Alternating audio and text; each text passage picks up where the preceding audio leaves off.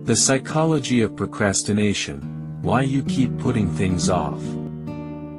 Have you ever sat down to do something important, only to find yourself checking your phone, watching videos, cleaning your desk, or doing almost anything except the task itself? You know the deadline is approaching. You know the task matters. And yet, you still put it off. Most people assume procrastination is caused by laziness, poor discipline, or bad time management. But psychology tells a different story.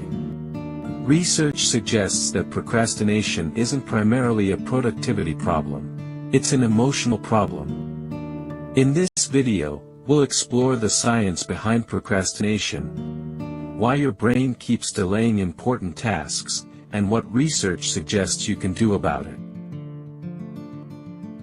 What procrastination really is. When people think of procrastination, they often imagine someone being lazy. But procrastination and laziness are not the same thing. Laziness is a lack of desire to act. Procrastination happens when you want to act but don't. You fully intend to start the project.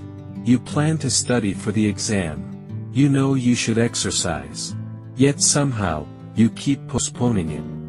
Psychologists define procrastination as the voluntary delay of an intended action despite expecting negative consequences. In simple terms, it's choosing to delay something even when you know doing so will likely make things worse. So why would anyone do that? To answer that question, we need to understand how the brain evaluates rewards. The brain's preference for immediate rewards. Imagine you have two choices. You can watch entertaining videos right now, or you can spend the next hour working on a report that's due next week. Most people know the report is more important. Yet the videos often win. Why?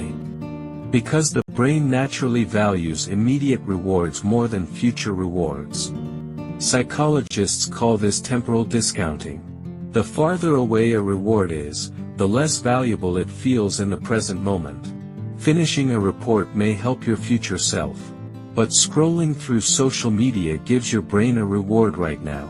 And your brain is heavily influenced by what's available right now. This tendency isn't a flaw unique to modern humans. It's part of how our brains evolved. Immediate rewards often meant immediate survival. The problem is that in today's world, immediate rewards are everywhere. Every notification, video, message, and click competes with long-term goals. Procrastination is often emotional avoidance. There's another important reason people procrastinate. Many tasks trigger uncomfortable emotions.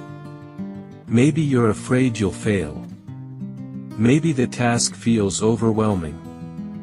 Maybe you're uncertain where to begin. Maybe it's simply boring.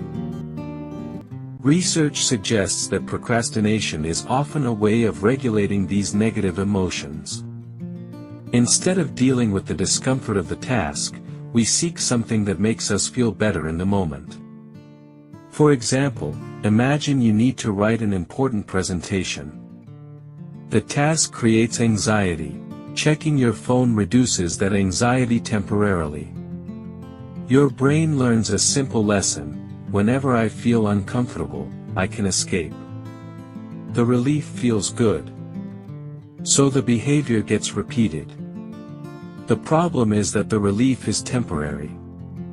The task doesn't disappear. In fact, delaying it often increases stress later. What starts as a short-term emotional escape becomes a long-term problem. Why starting feels so hard.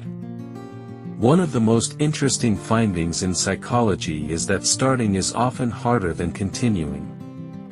Before you begin, your brain focuses on effort, uncertainty, and discomfort. But once you get started, something changes. The task becomes more familiar. Progress becomes visible. Momentum begins to build. This is why people often say things like, "I didn't want to start, but once I got going, it wasn't that bad. The challenge isn't always completing the task. It's overcoming the resistance to starting. Understanding this leads us to some practical solutions. How to overcome procrastination. Strategy 1. Make the task smaller.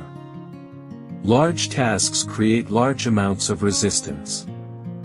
Instead of telling yourself, I need to write an entire report, tell yourself, I'll write the first paragraph. Or even, I'll open the document.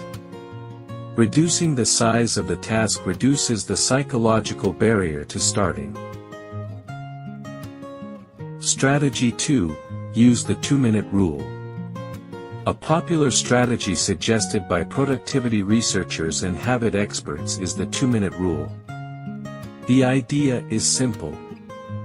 Scale the task down until it can be started in 2 minutes or less. Want to read more? Read 1 page. Want to exercise? Put on your workout clothes. Want to write? Write 1 sentence. The goal isn't completing the task. The goal is starting. Because action often creates motivation, not the other way around. Strategy 3. Remove friction. Human behavior is heavily influenced by convenience. The easier something is, the more likely you'll do it. The harder something is, the more likely you'll avoid it. If your phone constantly distracts you, move it to another room. If social media interrupts your work, block it during focus sessions. If you want to exercise in the morning, prepare your clothes the night before. Design your environment so that productive behaviors become easier than distracting ones. Strategy 4. Focus on progress, not perfection. Perfectionism is one of procrastination's closest friends. People often delay tasks because they want the outcome to be perfect. But perfection creates pressure. Pressure creates anxiety. And anxiety often leads to avoidance. Instead of aiming for perfection, aim for progress. A completed draft can be improved. A blank page cannot. Conclusion. Procrastination is not simply a lack of discipline. And it usually isn't laziness. More often, it's the result of a brain that prefers immediate rewards and tries to avoid uncomfortable emotions. Understanding this changes how we approach the problem. Instead of waiting for motivation, we can make tasks smaller. Instead of relying on willpower, we can design better environments. Instead of chasing perfection, we can focus on progress. The next time you catch yourself procrastinating, ask yourself, what emotion am I trying to avoid? The answer may reveal more than any productivity hack ever could. If you enjoyed this evidence-based look at human behavior, subscribe to Better by Science. Every week, we explore psychology, habits, focus, and productivity, turning scientific research into practical lessons you can apply in everyday life. Thanks for watching, and remember, small improvements, backed by science, can lead to remarkable results over time.